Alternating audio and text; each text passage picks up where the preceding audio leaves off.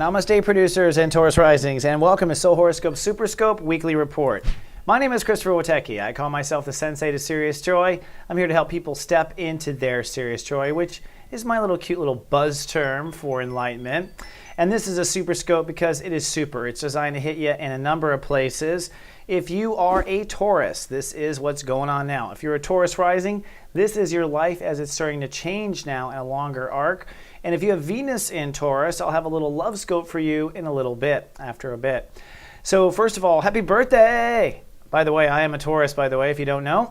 So if you're just joining us, this is one of my favorite scopes. I'm always excited to record our scope, and I'm very optimistic about where things are going for us. First of all, you should understand what a birthday is spiritually. It's an upgrade of the ego, what I am or what I am not. And interestingly enough, you're getting an ego upgrade right when Mars is retrograde, right when the Earth is getting an ego upgrade. So, this is like finding a bargain in the store. You're going to get twice as much for the work here. You're going to reset your basic defense personality. That's the bottom of the ego. The ego is here to basically carry out what your Scorpio I protect consciousness has said to do or not do. And we train our egos. And like a dog, we train it to react or not react to situations. So you're putting an old dog down, basically, and letting a new dog be born inside of you. And that is in the essence. And this year, in a huge way, there will be a solar eclipse at step 8 this week, which is going to really profoundly reinforce the basic structure of the consciousness, which is, again, the ego parts that are defensive and your defensive personality parts. This moves into what actions you take, and this turns into who you are as an identity. That's why I call it the I am or I act state of awareness. Now, in the universe, we have a grand square going on, still in effect, and that means that official business on Earth is not moving so fast, but spiritual business is. Let me explain. On the left there, Uranus at 13 degrees, that was last month's transit about finding a new faith in yourself, finding a new strength in yourself, despite Mars, which is reality. And so Tauruses and Taurus risings are redeveloping their lifestyle. That's how you work, where you work. That's your body, your connection to your body. And you won't be done until after your birthday period, incidentally. So in other words, don't tell your ego or new dog to do any new tricks yet. All right? It's not time. You are preparing for the new tricks, which like I said, after your birthday. Then Pluto opposing Jupiter. This is a bit of a doozy for the Taurus and Taurus risings. This is, on the one hand, Pluto, which has been pushing you to live by a new life purpose, a new direction, which is according to your heart and according to what you believe. So you're being pushed down that path. But the real potential for change is mentally. Jupiter in Cancer. So as Taurus and Taurus risings, think differently. More importantly, you think for your emotions and you are mindful of your heart. That is going to be what propels you the fastest in this equation. Now comes the solar eclipse. We have a powerful punch at 8 degrees, step 8 Taurus. Step 8 is the I decide, and mostly what you're deciding is what you are not. So this is the point of finally, once and for all, cutting away certain battles. Battles with yourself, really, that turn into battles with the world. And these could be battles based on childhood, based on struggle, based on all sorts of good excuses. But this is, in essence, going to put you in the position for happiness in all relationships by getting rid of this old, stubborn Taurus. And this is maybe part of the stubborn part of you, the part of you that digs in to prevent things from going worse. But sometimes your own strength works against you. I'm talking to myself here. So the solar eclipse will be, we'll talk about it, the moon, which is I feel, and the sun, which is I love. And so you are saying, I feel and I love, I am not these things anymore.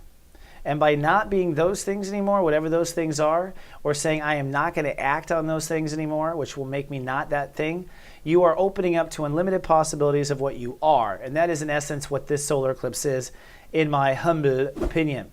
Now we have a soul pyramid going on underneath the seams, which is still spearheaded by Jupiter in Cancer. So the more mindful and thoughtful you are of your own feelings before you speak, before you do anything, the more these three areas will work out. On the one hand, your relationships in life will all fill in for the better when you are mindful of your own feelings. and your relationship to society will grow forward and heal. So old misconceptions of where you do or don't belong and friendships will come into their crystallization. So the key witness here is your mind being mindful of your heart. That is of your feelings and of your heart. And that will keep this whole mess out in space moving forward. So looking at the week, it really is about how you go to bed Monday night. You go to bed deciding what you are not, all right? And that leaves room for what you are. As you sleep, we get the eclipse, and it's a very sunny and cool, happy birthday period, probably Monday, Tuesday, Wednesday for the bulls. Then it's about money-making times, and money is an area that might threaten you on May 1st into the old ego defensiveness. This is a trick. Don't fall for it. You're going to hold space through the week, keep manifesting and moving forward, and then that attitude of yours is tested for the first time again this month, but the attitude is tested this Saturday night. So you are rebuilding your soul capital, and for Tauruses and Taurus rising, soul capital comes down to what you chase after and what you don't chase after, because you are a magician by nature. You can manifest anywhere. We don't want to manifest conflict. We don't want to manifest holdup. We don't want to manifest resistance. We want to manifest pure new sprouts of what our heart wants. And so by getting rid of the old chase once and for all, you're setting yourself up for true harvest this fall, technically, is when it all happens. So what about those who are 10 VQs or Venus in Taurus? First of all, I want you to know there are new videos on our YouTube site that will talk about the nature of you and the nature of love, so check those out. But for the 10 VQs, it actually is all going down when it comes to your relationships. Now, I think there are three types of ways a people can be in a relationship. Either you're single and looking, you're in a relationship and it's working or not working, or you're single and not looking. So if you're single and looking, well, I've been talking for a while now. This is where you might find yourself at the right place, right time. Get out and meet people. Get out and mingle, all right? Especially in the new digs, in the new birthday feel, and in the new ego that doesn't have the old stuff. You're going to find that you might meet the right people or people who know people, and that's what it's all about. For those who are in a relationship that's working, the two of you will probably reach a new couplehood relationship that puts you in a space to succeed with your social goals together.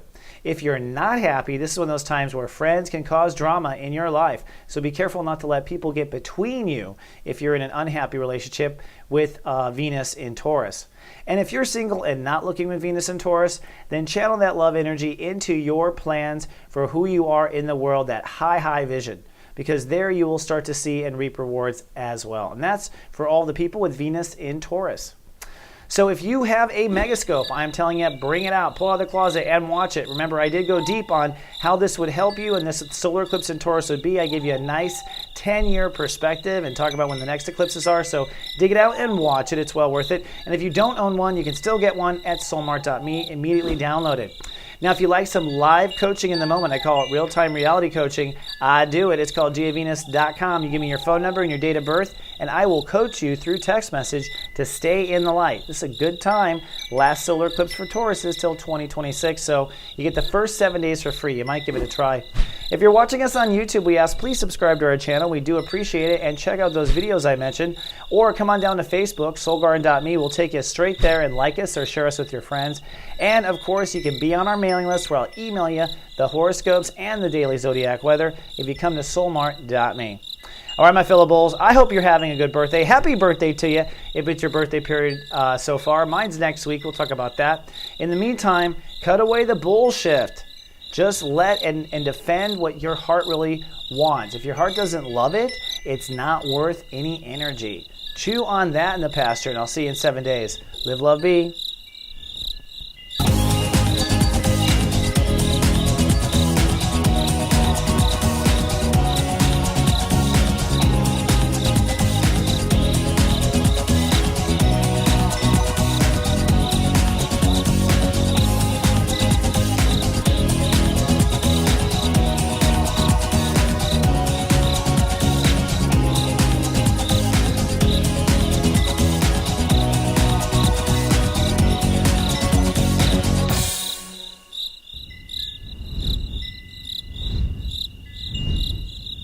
So